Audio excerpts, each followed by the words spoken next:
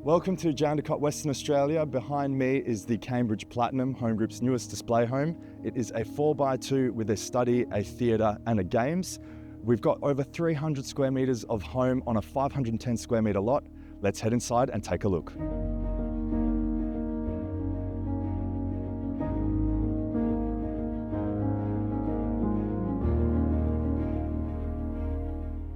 Welcome back, guys. If you're new to the channel, my name is Duru. I'm a design and building consultant working for Home Group WA. The reason why we're making these videos is to allow you to really digest and see the details within these floor plans and what makes these display homes so beautiful. So sit back, relax, and enjoy the video.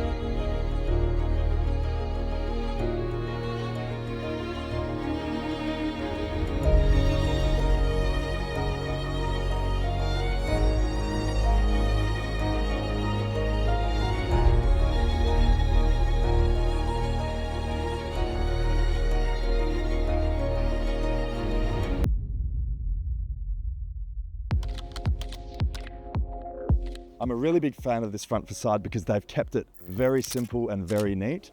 Starting from the garage, we have this additional kind of aesthetic purposes only brickwork and T-bar sitting in front of the garage. I don't think this is necessary. If we were doing a design on your home, I would remove this completely. You'll save a lot of cost. And it's not going to take away from the wow factor of the home. Behind it, you're already having a T-bar installed into that garage so that you can have rendered brickwork instead of a pelmet anyway.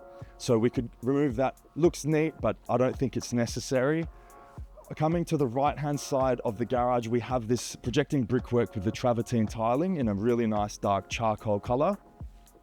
And then we have the same element on the right-hand side of the main bedroom and the right-hand side of the ensuite. So we've got those three charcoal elements kind of tied in together. Now on this side here, we've got a corner window that's attached to a 28 course double sliding door. I'm not too sure about that one. I'll come back to that in a minute. And what really makes this front elevation stand out is the high eaves. So they look to be about 34 courses high, maybe even a little bit higher. I haven't seen the working drawings yet, but it's a very neat front elevation. Then we have the ensuite eaves dropping to about 31 courses on that side. And what we do have that's a little bit different is we have one massive planter box in front of the ensuite here. So this planter box is about 2 meters deep. Okay, so maybe even 2.3 meters. That's jutting right out from the ensuite side. And it's given this really nice depth to the front of the home. So it's not boring, but it's not over the top. And then here we have a completely freestanding planter box that's attached to our letterbox as well.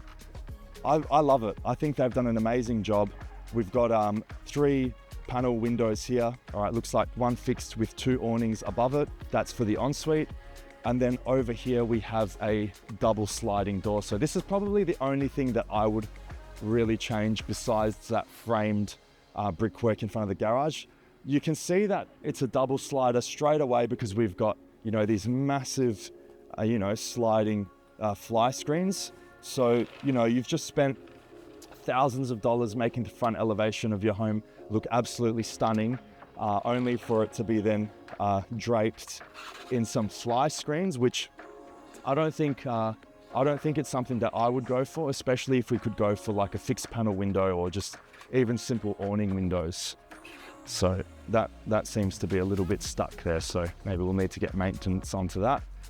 We'll leave that one there and we'll push this one back here.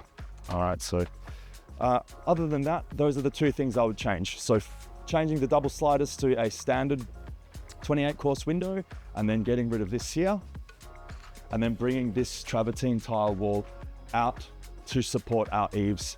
You will get the exact same effect. You'll save a bit of money. I think that side will look better. And then of course, for the front entry, we've got our 25 course Della Vita electronic aluminium door. And to offset its shorter height, we've got the highlight window sitting above it. Overall, I'd give this front elevation a solid 8.5 out of 10. Let's head inside and see what else is going on.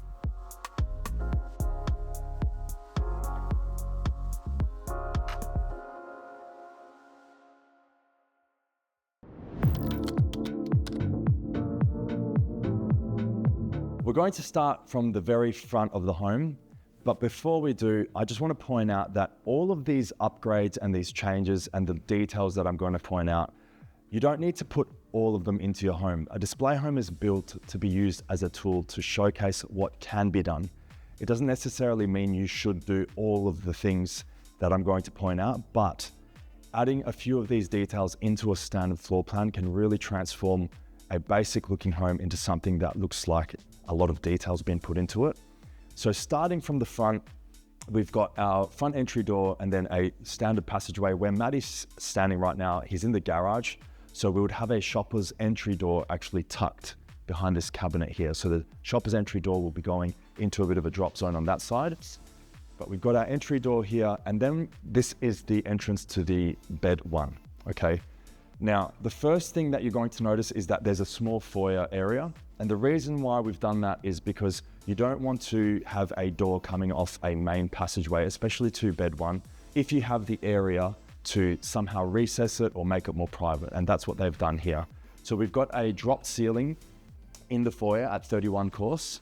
We also have some additional brickwork on this side and this side, which is actually hiding the door frame. That's why you can't see anything from where you are now.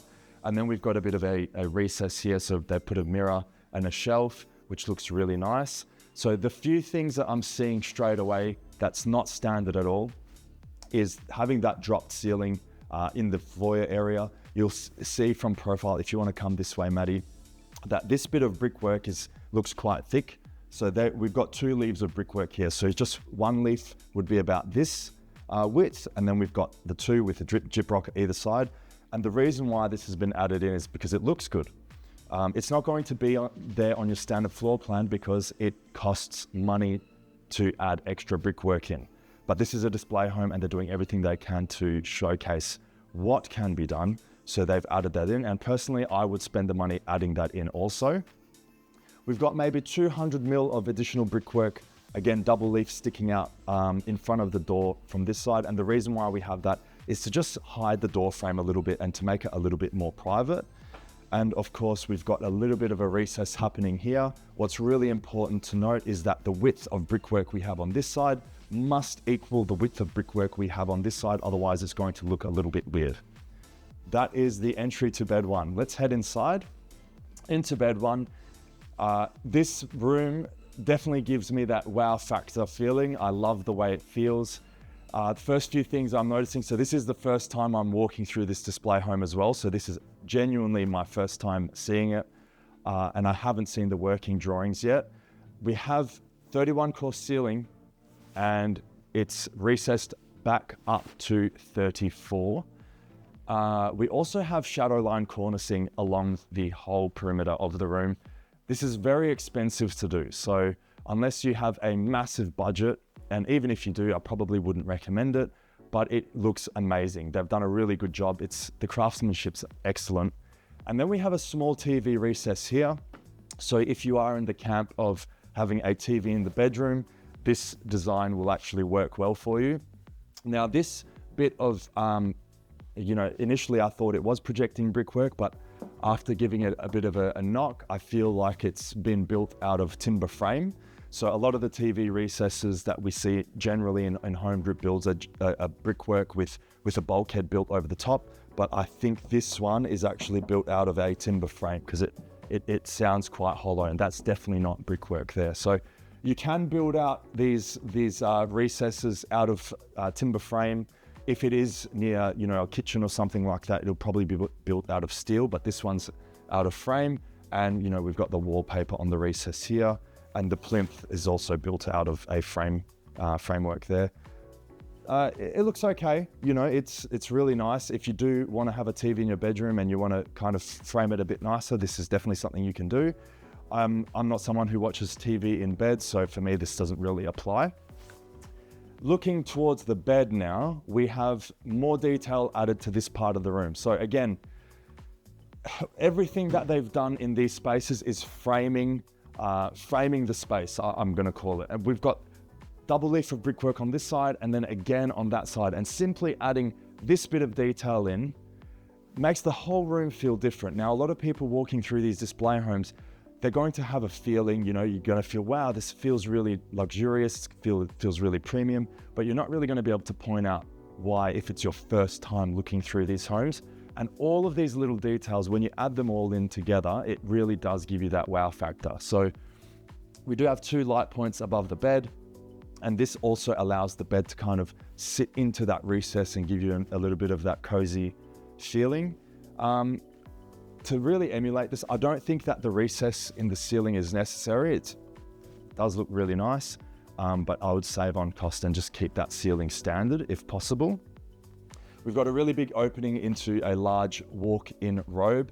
So if you've been following the channel, you'll know that this cabinet fit out is less in depth. So it's not as deep as your IKEA pack system. So if you are going to build an IKEA pack system out, you need to actually increase this brickwork further. It's more of a dressing room than a walk-in robe, and it's very open. I like the look of it. A lot of my customers these days, they don't want to be able to see kind of the mess from the bedroom. So we want to make this a little bit more private, but you can do whatever you like. If you want to keep it open, we can.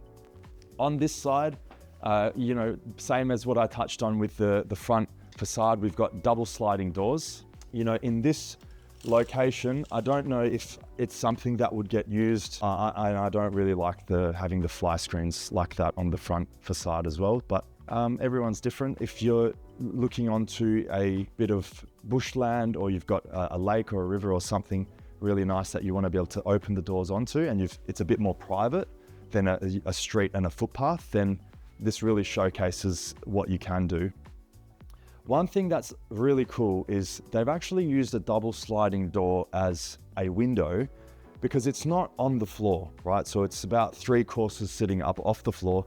So the intention is to use it as a window. And to be honest, if you got rid of the fly screens, I think it would look really nice, but in Australia, you're not going to do that.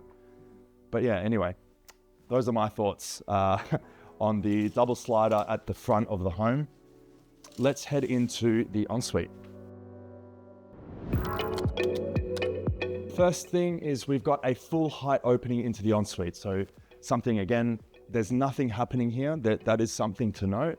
We have a free flow from the ceiling from the bed 1 area into the ensuite. And the first thing you're going to notice is we've got carpet that's leading into a makeup desk. So on this side, we have a makeup desk. I think it's been done really well. I actually really like a makeup desk idea. I feel, you know, I don't use makeup, obviously, but not yet anyway. But what this does is it gives, you know, your spouse somewhere kind of dedicated for them. And also it just opens up the space a little bit more. I like the way it looks, even though it's something that I'm never going to use. Coming through into the ensuite, we have a lot going on. First of all, I really like the color selection. So we've got one feature wall on this side and then one on this side with the dark charcoal. Again, the travertine tiling that they've used for the front, they've brought inside the home, and I absolutely love it. So we've got the dark with the white. One thing to keep in mind, if you are planning on using a darker tile in your wet areas for the walls, it's really important to not overdo it.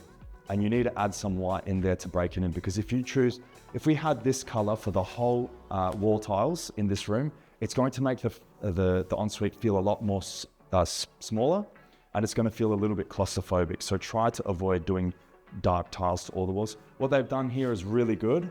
I really like it. They've got the Della Vita luxury double vanity.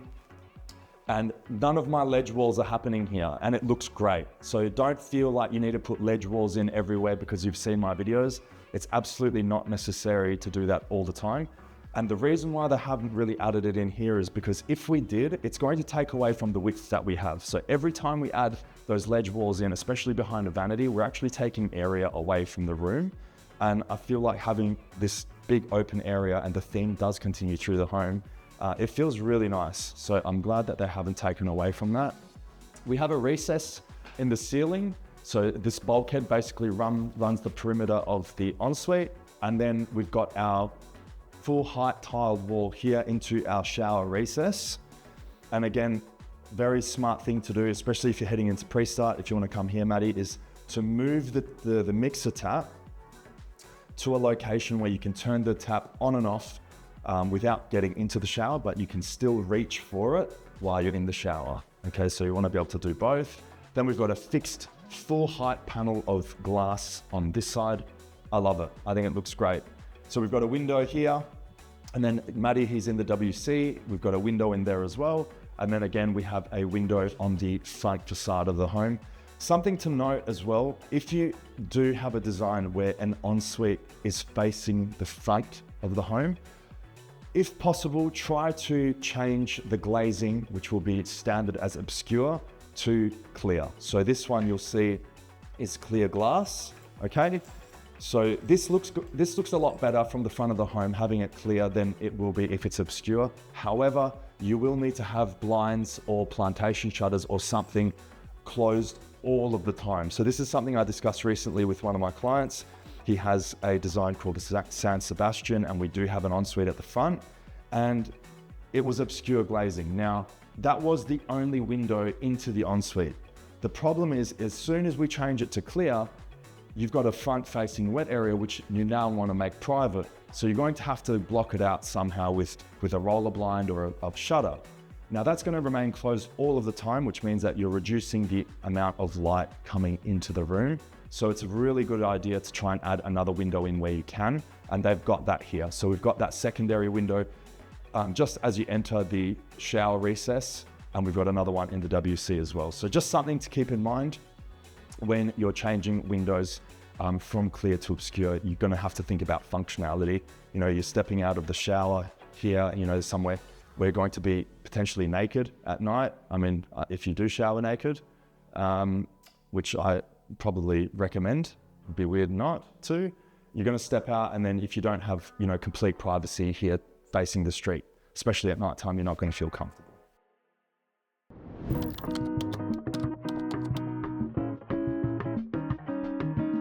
Now we've come out of bed one. This is the bed one entry, and this is meant to be the garage. Now this plan is actually one of the smartest designs I've ever seen. It is so functional and has such a great use of space. And I actually want to talk to you about how this would work if it was a built home, or once this gets converted back to the owner's home. Here, so imagine this is your garage. Here you'll have your shopper's entry door. So this will be completely walled off. There'll be no doors here, and you'll have your shopper's entry door here. What's going to happen if you want to come through this side, Maddie, is we have our entry point from the garage, our shopper's entry. That will be where this picture painting is right now. Now, this is something that I really like for two reasons. One, you're very close to the kitchen. So imagine you've come home with your groceries, your pantry, your fridge, it's right there. That's number one. Number two is we have a full-size powder room right at your entry point to the home. So as you're leaving, you know, if you've got a young family like I do, everyone needs to go to the toilet before we head out somewhere. And having it at the, right next to the garage is really handy. And also if you've got guests coming to the home, it's somewhere that's quite accessible. And then on this side, we have a really good sized study. So study towards the front of the home, really easy to kind of hear the door. And if you've got deliveries happening, we've got a good access point for that. And it's separate enough from the rest of the home where, you know, it's not in the way. And also it's not open. So because of this foyer and this dropped, kind of like this shared drop zone, you know, we've got our shopper's entry, powder room, study. This drop zone is actually a really good use of space. Normally it can be a bit of dead space having to make entries private like this, but because it's servicing 3 entry points, I feel like it's a very, very intelligent design. This is pretty much all you need. We've got the 34-course ceilings in here with a bulkhead over the cabinets, sitting at 31, I believe. And that's it. That's all you need for this room. Now, before we head further in, you may have noticed that, okay, well, what's happening on that side? All right, so we've got the powder room there, and we've got a study here, but the study kind of, ends a little bit further away from the fence. This is something really cool. And I think that a lot of you will appreciate having something like this in your design, and that is a storeroom. So imagine this is our garage, and we've come through here, and what we have on this side, and this is right next to that powder room, is we have an additional store area, which is amazing. It's perfect. So if you want to come through, Maddie, so this is our store, and this is our door that leads into the backyard. So in terms of design and functionality, I think this is brilliant. And the other thing is, if you want to customize it and potentially make your store bigger or make your store smaller, so you can make a wet area bigger or your study bigger, you can. But amazing design. Well done to the Home Group design team on this one.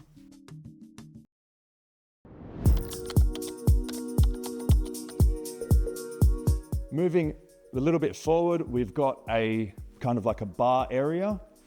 So they've just put in some shelves and some cabinets, and this is very simple. It just projects out into the room. We've got a bulkhead at 31 and then some brickwork either side. Very, very simple. And again, on this side, we have our Delavita luxury kitchen in our straight or galley style configuration, facing our dining and our family room. Think what you will about this kitchen, but I think it's an absolute no-brainer. It is the best value for money kitchen you're going to be able to build in WA at the moment. Again, if you're new to Home Group and you're new to building, the great benefits of this kitchen is the inclusions that you get. Everything you see here is pretty much what you get, and the quality of construction is also amazing. The negatives are there are limited color choices, and it's limited in terms of how you can customize it, but that's beside the point. I think in terms of if you're looking to build a home like this and you want to really focus a lot of your funds on structural items, this is definitely the way to go. This is the two-tone configuration. So we've got the dark overhead cabinets and then the white high gloss banks of drawers. And then we've got a laminam splashback here. Normally these laminam splashbacks, they can feel a little bit porous, but this one is nice and smooth, and I actually quite like this one. We've got a added little breakfast bar onto this side as well, just to extend how wide this kitchen feels, and that's it. Again, this is very similar to, your St. Andrews Prescott style feel because of how wide it is. And again, with the colors, it looks amazing. I'm such a big fan. They've kept the ceiling very simple. So we've just got a simple dropped ceiling with a light trough at 31 course. There's no recesses or anything crazy going on, which I like. And then in the center of the room, we have a massive recess up to 37 courses, it looks like. So we're already at 34 and then we've recessed up to 37. It looks amazing. Now, I don't think that this is going to be within budget for many people, but again, it can really showcase what Home Group is capable of in terms of their craftsmanship. On this side, this is something that I really like. So this is the travertine tiling from the outside they've brought inside. And this wall is kind of hiding away our games room. So this is our games room here. We've got a pool table, we've got a pendant light over the pool table, and this area looks absolutely stunning as well. It acts as our passageway into the minor bedrooms. So I think what they've done, normally I'm not a really big fan of how open, games rooms and theater rooms are to main living areas, but this is one of those times where I'm gonna say, yes, it works really well, and I would actually configure it this way. The other reason why this works well is because the space is integrated with our main family dining areas, and also this is an entertainer's dream, because imagine you've got all these people over, we can open up this corner stack of doors, and then you've got your alfresco, your family, your dining, your kitchen, and your games room all in one. So I can't really say anything negative about the layout here and the way that they've done it. Absolutely love it, and I would do the same if I was going for this design.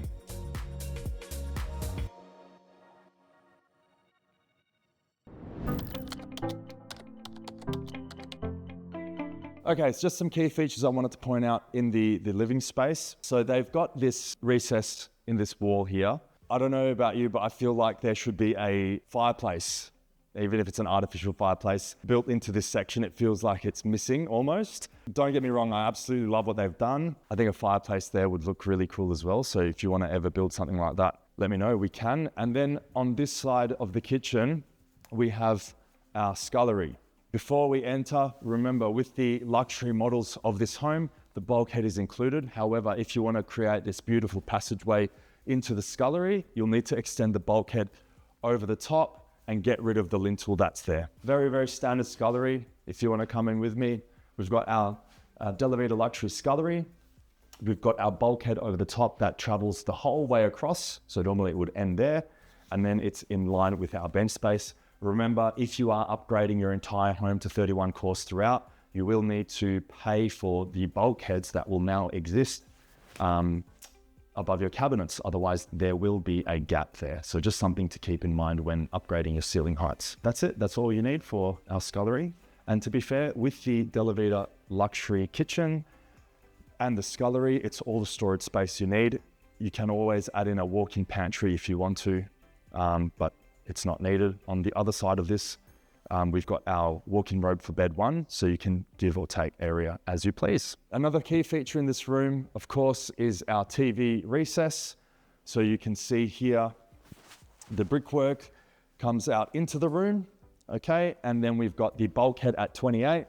So you can choose whether you want to have the bulkhead at 28 or 31. I've seen it done both ways and it works well both ways, but here it lines up with your door frames, which looks good.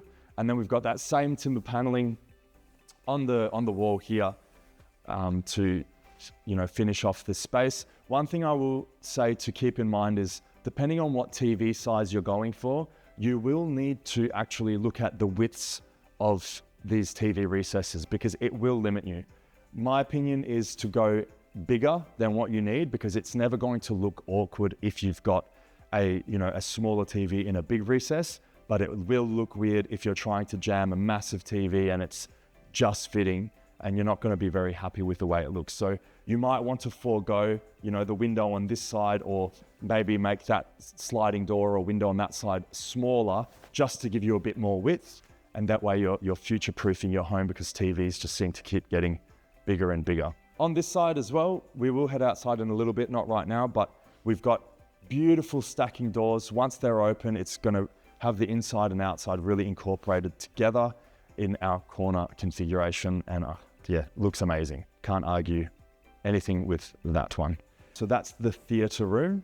A 31 course lintel above the entryway.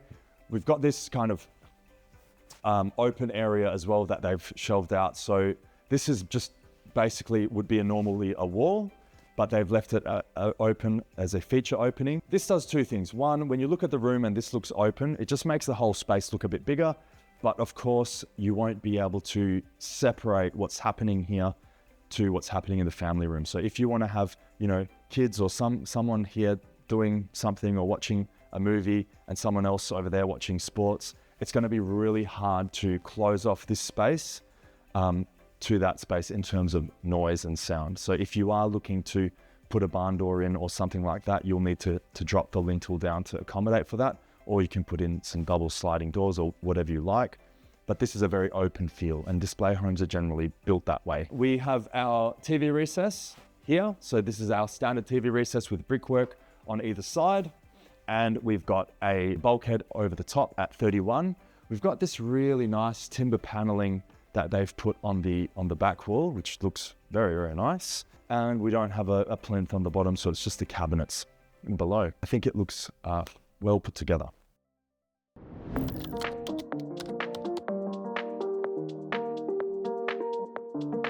All right, so we're walking through the games room area. We've got dual access ways into this space. And as we're coming through, we are going into the minor bedroom section of the home. So the first room we have on this side is a minor bedroom. And I'll quickly show you the layout first before we go into each individual room. So minor bedroom here, and then coming through this way, we've got, that's minor bedroom number 1, minor bedroom number 2, minor bedroom number 3. So those are our 4 bedrooms. Here we have our laundry. So this is a little bit different. We have our laundry here, and then our WC on its own here. And then where Maddie is we have our bathroom on this side. Okay, so that's our layout. Now I'm gonna make a few comments as I go through, but in terms of functionality, it works really well. But in my opinion, I think that we should have things are configured a little bit differently if possible. Again, this is just my opinion. Don't take it to heart if you've gone with this design. I have to give my opinion and comments on the design, otherwise there would be no video. But in my opinion, the laundry, I prefer it when it's connected to the scullery so that you can do your washing up all together. Also, if you've got young children, infants, babies, you're not going to be able to do any of that washing up, cleaning, drying when your child is asleep. If you are like me and you're so fearful that they're going to wake up, that's my number one piece of feedback. We've got our washing area next to all the minor bedrooms. So even if you wanted one room to make it a little bit quiet, you can't. Number two is, Maddie, if you want to come through here, we have this massive, beautiful home, stunning home, right? Incredible home, huge area, everywhere we have space, and yet there is no basin in the WC. There's no wall hung basin, there's no powder room set up. You will have to walk through this section across to the bathroom or into the laundry to wash your hands. So in a home where we're limited on space, maybe on a 12.5 meter frontage, or even a smaller 15 meter frontage home, this is okay. If you're on a bit of a tighter budget, again, this is okay. But for a display home of this magnitude, I would expect to see a basin of some sort within the WC. But again, showcasing something a little bit different. In terms of what they fit into the space, however, they've done an amazing job. So, you know, fitting 3 minor bedrooms, a WC, a laundry, a bath, and a linen closet into all of this space, they've done really well. So in terms of functionality, good job, but those are the 2 comments that I would make regarding the rooms that we have. So with these minor bathrooms, the configuration is fairly standard. So bathtub, vanity, shower recess. Everything's been upgraded here except for the bathtub. The vanity is the luxury single instead of the designer single. And then we've got the frameless shower screens here. If you want to get the best bang for buck bathroom setup without spending too many dollars, these are the things that I would do. I would do half height tiling, so 12 courses or, 1100 millimeters of wall tiling in the bathroom. I would upgrade the floor tiles to 450s from our 300s. I would upgrade the tile insert waste throughout the home. I would upgrade this from a fully framed shower screen to a semi-frameless shower screen. Not this one, but the one below this, which still looks amazing, but is a much more cost-effective. And the last one you really want to add in is a flumed exhaust fan. In a lot of standard floor plans, for all the builders, a flumed exhaust fan is not included in a bathroom if it has a window, because that kind of solves the ventilation problem, but I don't think that it is sufficient. So make sure when you're at pre-start, you ask for a flumed exhaust fan if it's not already included in your contract. But those are the things that I would do to change from your standard plan, obviously making it a hobless shower as well, to bring it to a level where it's going to look really nice without spending as much money.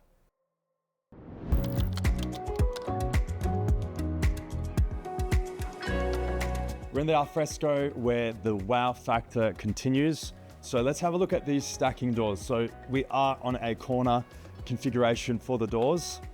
Very expensive to configure it this way because of the T-bars required, but it does look amazing and it really helps open up this entire space if you're going to have a big group of people. And again, integrating the inside with the outside, absolutely stunning. So we do have the upgraded recessed plasterboard ceiling to 34 courses. The eaves are still at 31. They are our HardieFlex material. Again, bringing that same charcoal travertine tiling to the outdoors, replacing our standard, 2-course face brick pier with another beautiful feature. The entire exterior of the home has been rendered, and then we've got this exposed aggregate instead of the paving as well. amazing. It looks incredible. I love it. The landscaper, whoever they've chosen to do this landscaping, has absolutely killed it. I think this backyard area looks so good. Now, it is a display home and there's a lot of AstroTurf being used, but even if you replace this with your own lawn, and if you are a lawn guy, you've got plenty of space out here to really master your craft when it comes to lawn care.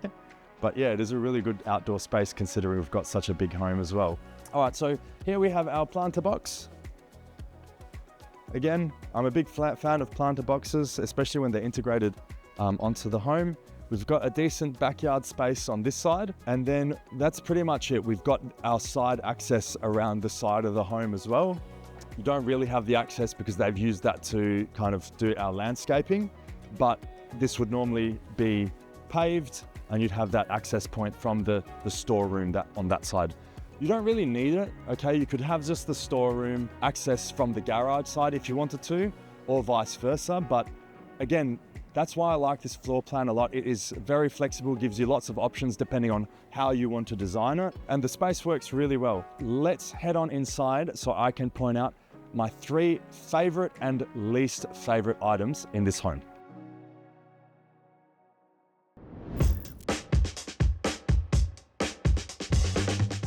My first favorite item in this home is this feature wall we have. As soon as you enter, you see this beautiful travertine charcoal tiled wall. I think it looks absolutely stunning, and it is the first thing that caught my eye when I walked in. And again, we can customize what you're doing with this space here, but this looks absolutely grand and I love it. So number 1 on the list of favorites. My second most favorite item in this home is the functionality of this space. It is your entry point from the garage, which will be here, our powder room and our study all in one. I think the way that this space has been utilized is so intelligent. When you look at it, the 2D floor plan, you'll see exactly what I'm talking about. That's why this is in my top favorite items. Item number 3 is the ensuite. I love everything about it, from the shower recess size, the location, the configuration, the colors.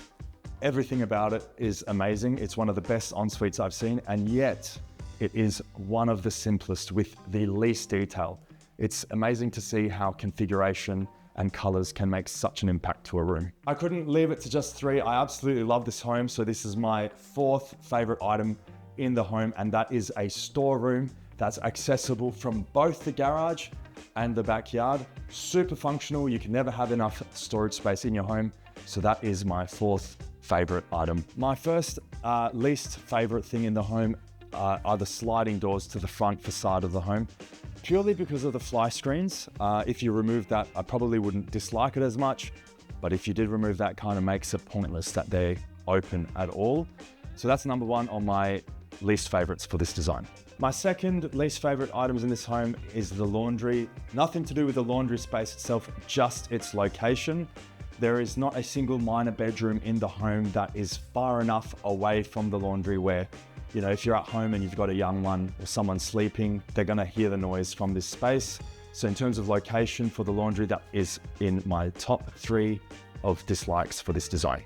This is the last thing that I don't like about this floor plan, and that is the fact that we do not have a wash basin, a wall hung basin, or a vanity in this WC. I do know we have a powder room with a full-size vanity up ahead. However, you know, if you're in here doing your business, you have to touch the door handles before you're able to access the station where you can wash your hands, which again, it's okay if you're in a smaller home, but a home this size, I feel like it should have something.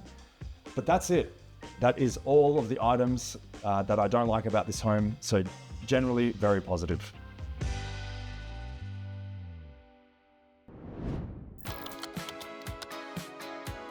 It is the 31st of October, 2025. It's been a crazy year in terms of growth here in WA. Let's look at how much it costs to build a home similar to this one. So the Cambridge comes in a few different specifications. Let's talk about the Designer Plus specification. To build that home, you're looking to spend $435,000 for the Designer Plus, and the luxury is $475,000. The Platinum spec, so the display home that we're in now, doesn't really have a price tag associated with it.